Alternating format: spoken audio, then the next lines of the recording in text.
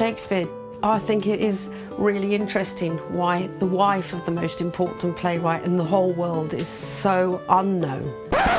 I don't really know much about Shakespeare. I studied it for O-level, I studied it for A-level, but I know nothing. Nobody really knows who Anne Hathaway is, and unless you really know your stuff, you wouldn't even know that that was his wife.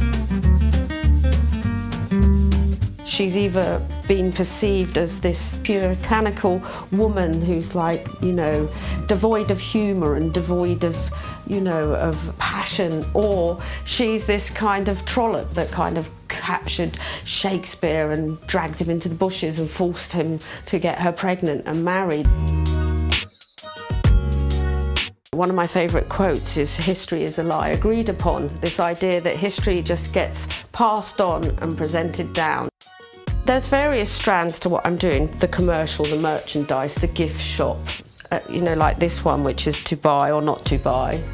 I think it's really funny.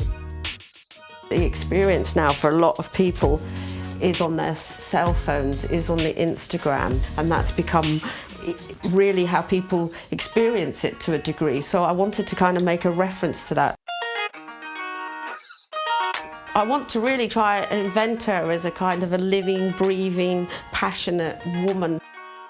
You read that she was ugly, or you read that, he didn't like her, or he hated her, and you think, well, how can you possibly know that?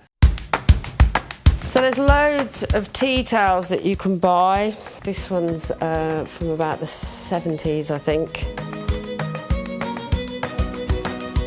So the plan with these is to chop them all up and to remake them into something that almost looks a bit like a trade union banner.